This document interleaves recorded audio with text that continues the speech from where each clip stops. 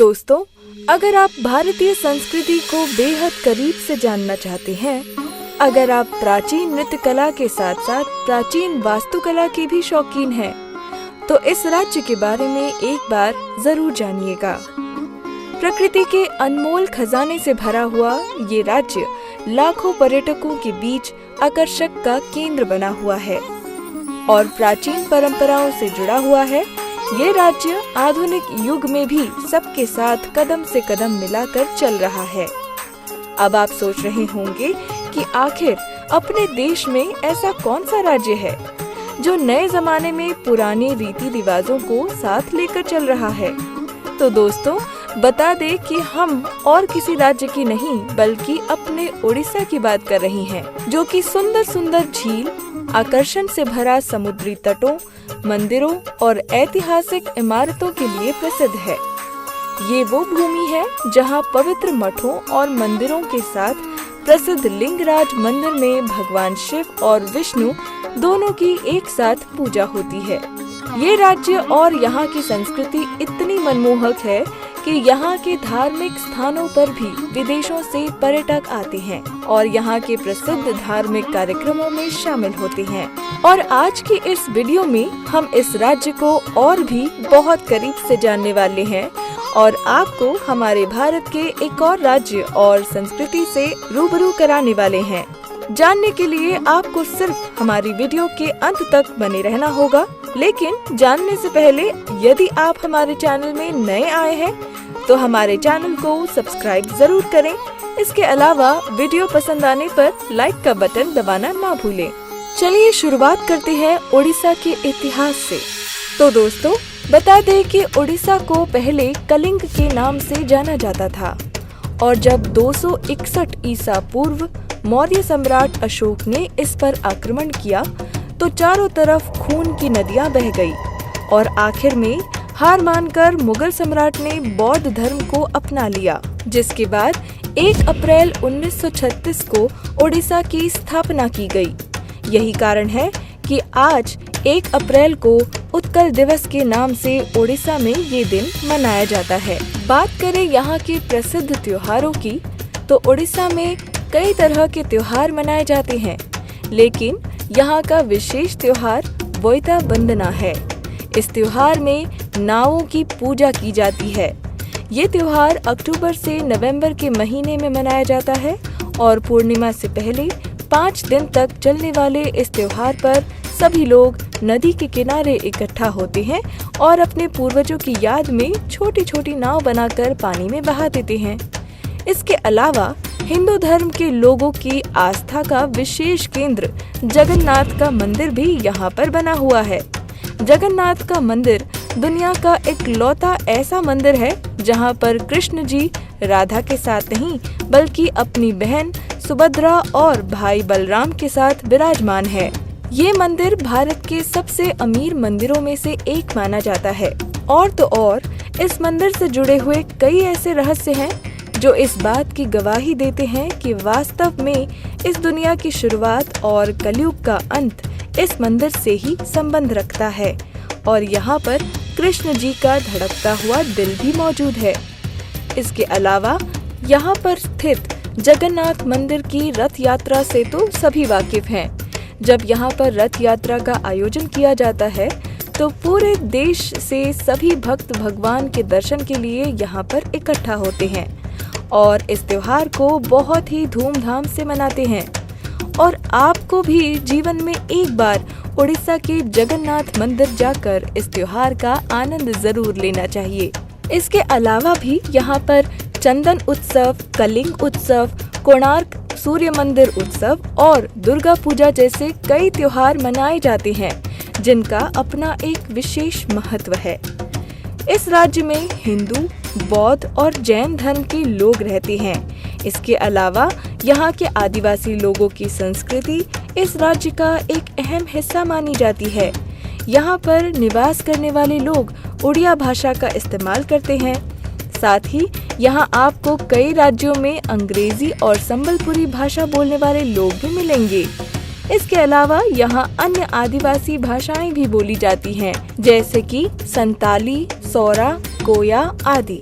इस राज्य का प्रमुख नृत्य शास्त्रीय नृत्य है, जो कि राधा कृष्ण के दिव्य प्रेम को दर्शाता है। यहाँ की संस्कृति के बारे में बहुत कम लोगों को ये पता होगा कि यहाँ 62 समुदाय के लोग निवास करते हैं और सभी समुदाय के लोगों की अपनी एक अलग ही संस्कृति है। तो इस राज्य के बारे में ये कहना गलत नहीं होगा कि भारत की विविधता में एकता का साक्षात उदाहरण आपको उड़ीसा में देखने को मिल सकता है। बता दें कि यहाँ पर सोने चांदी पर की जाने वाली तार की खूबसूरत कारीगरी उड़ीसा को अलग ही पहचान दिलाती है, जो कि फिलिग्री नाम से भी बहुत मशहूर है। इस कला को गौर से देखने पर ही आप समझ सकते हैं कि इस पर सोने और चांदी पर कितनी बारीकी से काम किया गया। आपकी जानकारी के लिए बता दें कि गणतंत्र दिवस की झांकी में ओडिशा की इस खूबसूरत कारीगरी को आप बेहद करीब से देख सकते हैं। ओडिशा की संबलपुरी और इक्कत साड़ियाँ भारत में बहुत अधिक प्रसिद्ध हैं। ये साड़ियाँ हाथों की कारीगरी हैंडलूम से बनाई जाती हैं। तो यदि आप अपने परिवार में अपनी बहनों, माँ या पत्नी के लिए उड़ीसा से कोई तोहफा ले जाना चाहते हैं तो ये साड़ी ले जाइएगा, क्योंकि ये तोहफा आपकी बहनों, माँ और पत्नी को बहुत पसंद आने वाला है।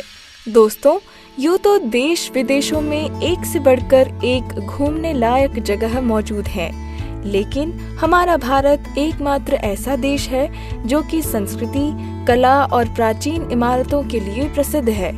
और भारत के प्रसिद्ध राज्यों में से एक ओडिशा भी एक बेहद खूबसूरत राज्य है। और यदि आप उड़ीसा घूमना चाहते हैं तो हम आपको बता देते हैं कि आप उड़ीसा में किन किन जगहों पर घूमने जा सकते हैं। यहाँ पर उदयगिरी और खंडगिरी की गुफाएं बहुत प्रसिद्ध हैं, जिन्हें देखने के लिए दूर दूर से पर्यटक आते हैं। कहा जाता है कि इस गुफाओं की शुरुआत जैन समुदाय के लोगों ने की थी।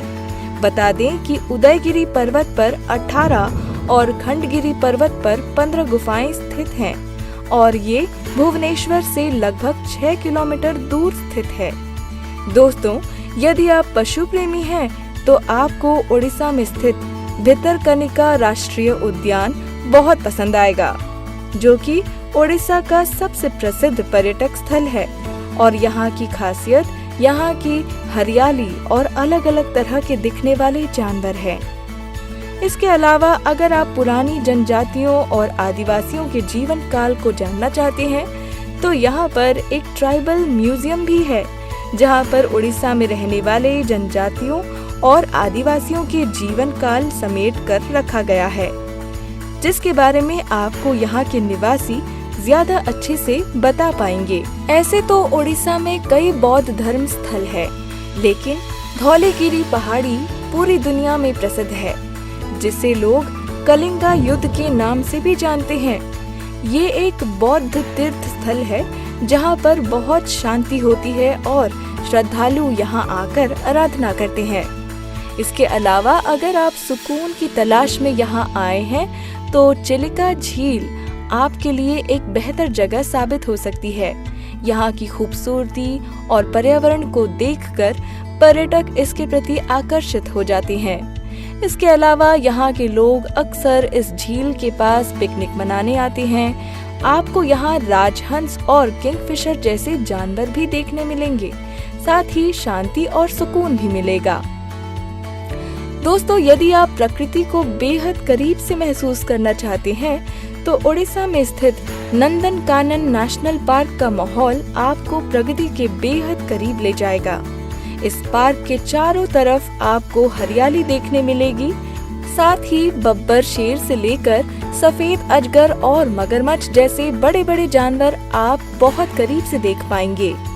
इसके अलावा उड़ीसा में स्थित कोणार्क सूर्य मंदिर के बारे में तो आपने सुना ही होगा।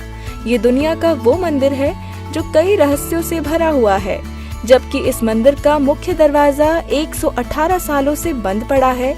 फिर भी इस मंदिर को देखने दूर दूर से लोग आते हैं और ये पूरे भारत के सबसे प्रसिद्ध धार्मिक स्थलों में से एक है, जिसे यूनेस्को ने विश्व धरोहरों में भी शामिल किया हुआ है।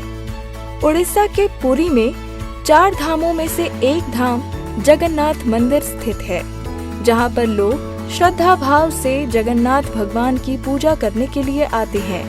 साथ ही देश विदेश के लोग यहाँ हर साल घूमने आते हैं।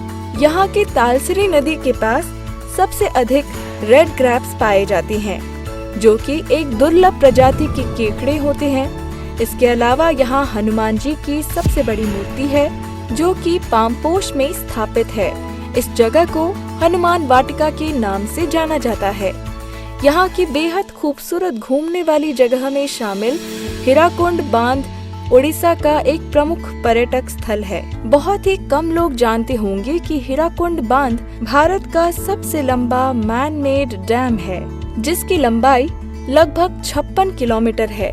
इस अद्भुत डैम को 1956 में बनाया गया था। बांध पर 21 किलोमीटर लंबी एक ड्राइव थ्रू सड़क है, जो आपको बांध के अंदर तक की सैर कराती है। दोस्तों, अब जब भी आप उड़ीसा घूमेंगे तो ये बात तो पक्की है कि वहाँ स्वादिष्ट पकवानों का भी आनंद जरूर लेंगे।